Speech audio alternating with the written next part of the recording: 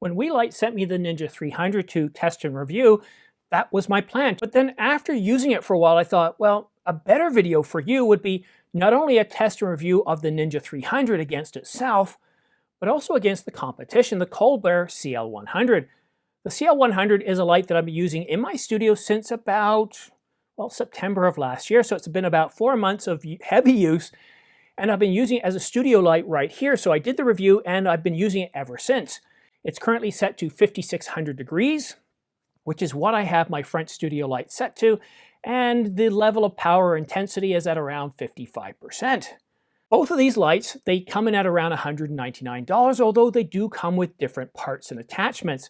But essentially at the end of the day, both can be set up to have an umbrella diffuser on it and can both be controlled by an app. And while the Ninja 300 didn't come with a remote control for the $199, I'll be honest with you, I didn't really care for the one that came with the CL100.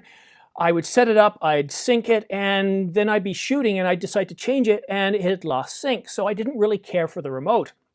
But using the smartphone, I find it to be very, very capable. Now in terms of power, the CL100 comes in at 100 watts and the Ninja 300 comes in at 80 watts. The CL100 has a range of 2700 to 6500, whereas the Ninja 300 has a range of, well, 2500 to 8500, so it has a greater color range.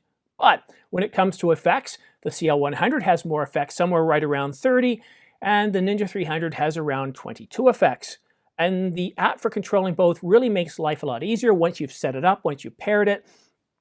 Turn it off, turn it on, and it's remembered everything. Well, except for one thing, which I'll get to shortly. And of course, you can have multiple different settings. So you can have one set for a studio like I have here in the basement, and you can have one for set upstairs or one for outside or different type of lighting situations, which is really, really nice. But there is one thing about the Ninja 300 that, well, might be a challenge for some of you. I know what you're thinking. Well, wait a minute, Simon. We're talking about lighting here, not audio, correct? Well, no, not exactly. You see, right now I just have the CL100 turned on and a ring light, and then of course I've got these lights behind me. And as you can hear, it's absolutely silent. I cannot hear any fan coming off the CL100. In normal operating mode, it has a dB level of 25 dBs, but it also has a quiet mode of 10 dBs. And I'll be honest with you, I've been shooting, I don't know how many videos since I did the review video, but it's probably close to 100. And some of those sessions I did live streams where I actually had the light on for a good 2.5 to 3 hours. And I never once heard the fan at all. And when I first turn it on, I put my ear right up to it and I can't hear anything. So when it does come on, it comes on slowly and it has a smart automatic mode where you don't hear the fan. Now, if I'm shooting upstairs and I'm doing product or photography type shots where I don't really care about audio, I'll turn it right up to 100. I'll get the light that I want and, you know, the audio doesn't matter.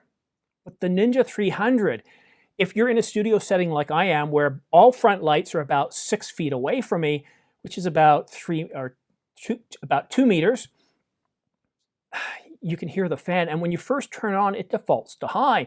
You can change it. You have to go into setup. So you have to hold down the, I believe it's the mode button. Then you press it twice once you get into setup.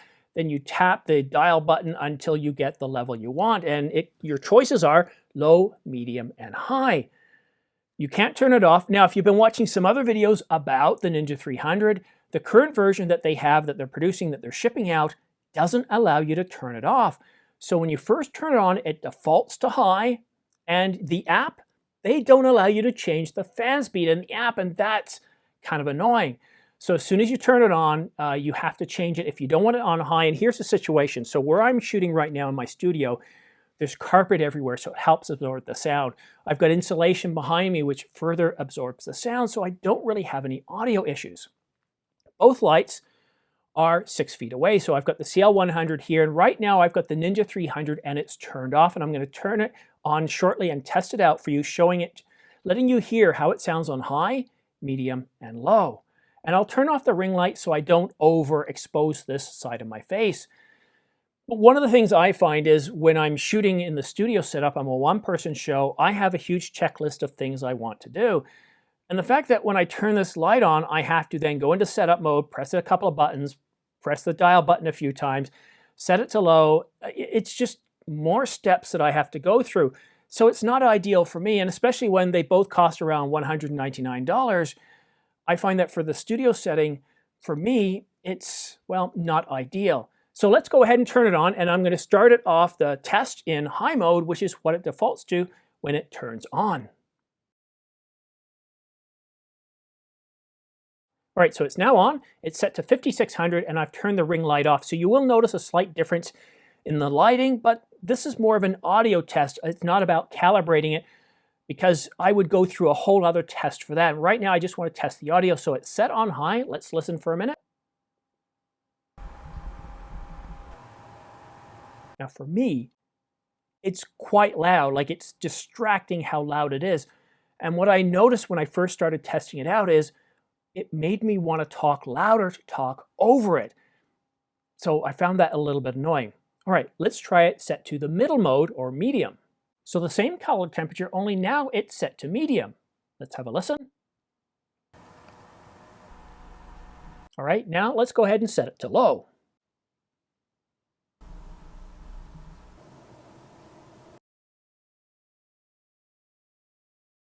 All right, so lighting is back to normal when I first started this video. The CL100 is at 5600 and 55%.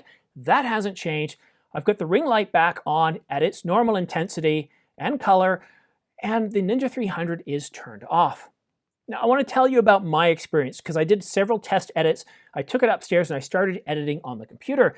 And when I start off editing the audio, I always have a headset on because I'm listening to hear how it sounds in the best scenario.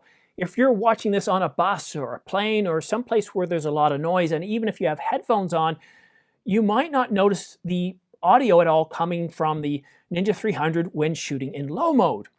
You might even have trouble hearing it in high or medium. But for me, while I was editing, I could definitely hear it in the low mode. Not so much when I was talking, but if there was a pause, like right there, you could definitely hear a slight hum. Now, if this is for YouTube, then most people probably wouldn't notice a difference, and you could probably get away with it.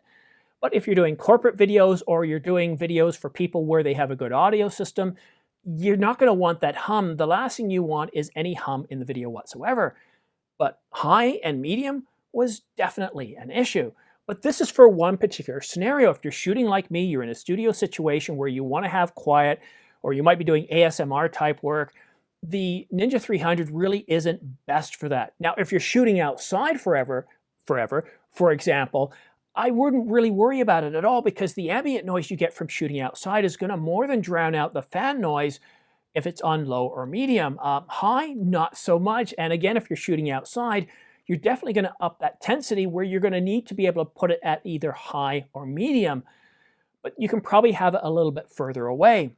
They're both priced at about the same point, and while they come with different attachments, so for example, to put a diffuser on, an umbrella diffuser on the Ninja 300, you do need to have the VP, was it the VP05? Yep, the VP05 attachment, and then you can just easily thread the, attach the umbrella diffuser right through, which is the same way that I have the CL100 set up. And so I found them to be comparable in terms of price. They were pretty comparable in terms of the capabilities, but I do like the Ninja 300, how it gives you a wider temperature range, and that might make a difference. But where the audio doesn't matter in any way whatsoever is where you're shooting in scenarios where you're not capturing the audio. You're doing product shots or product video, you're doing food photography or video where you don't really care about the audio in any way whatsoever. And if you're doing stills and you're not doing any video work, well, who cares about the audio? It's not going to get in the way. It's not really going to be annoying.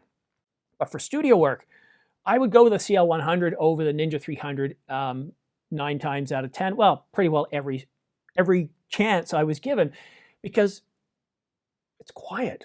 I can't even hear it. Now this studio, the ambient temperature is around 65 degrees Fahrenheit, which is about 17 Celsius. It rarely gets over about 68 or 18 degrees, so I don't really worry about it. I've never heard it. As I told you at the beginning of the video, I just don't hear the audio from this thing. I don't hear the noise from it.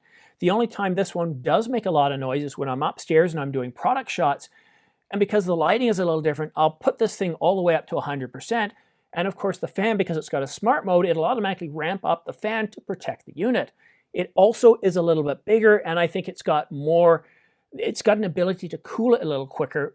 but also the frequency of the Ninja 300. It's a higher pitch, and that kind of really gets in the way. When I set out to do a video, a review video, I never really know how things are going to go.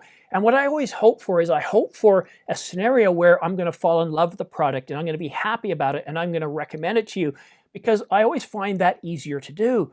But when I first started out doing this review, I turned it on and I thought, oh my God, that fan noise is loud.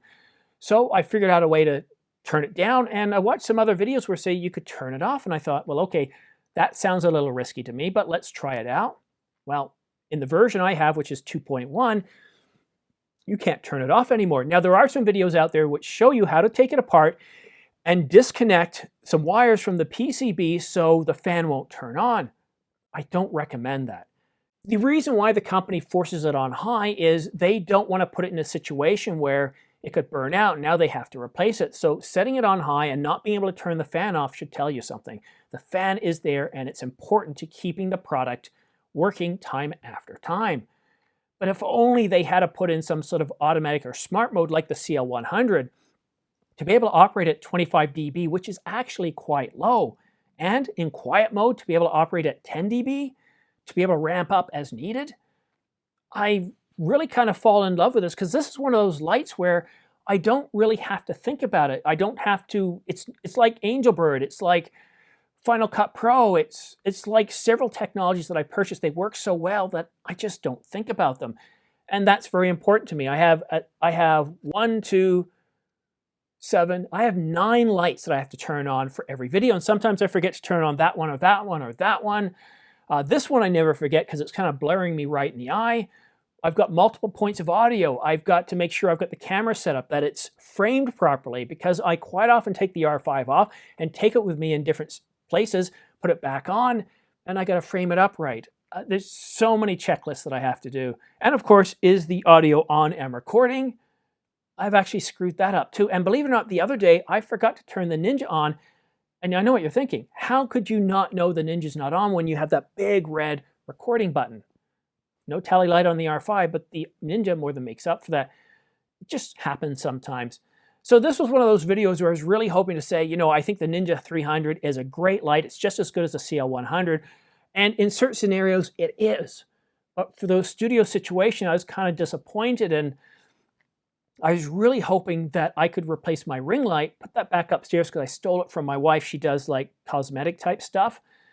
And so sadly, because of the audio from it and the fact that I have to hold down the mode button, press the mode button twice to get to where the fan is, then tap the dial button twice to get it to low, to have to do that every time, I know it's not a lot of work, but still it's annoying. And even in low mode, it's a little bit loud. So I hope this video does help you understand the difference between these two lights and which one might be better for you. At $199, I think they're a really, really great value. That's $199.99 for each light. I have experimented with all sorts of light. I've got a bunch of Godox flat panels, and there's one right above me, so I've actually got 10 lights. It's just amazing how many lights I have for the studio. I've got 2 more here that I don't use. I used to have them out in front, but they didn't work as well as a CL100 with a diffuser on it. So I keep them as spares in case this goes, or in case one of these guys go and I need to put in another light. Lighting is one of the most important things, and even now I'm talking a little bit loud because the camera's 6 feet away, 7 feet away, and it's like I'm projecting. It's like when you're on the phone, I raise my volume because you're so far away. And having that fan noise, even on low, it had me almost not quite shouting, but you know when you've heard somebody, they're on the phone, they're right there with the phone, and they're shouting like the person's 20 feet away? That's what I noticed I started doing with the Ninja 300.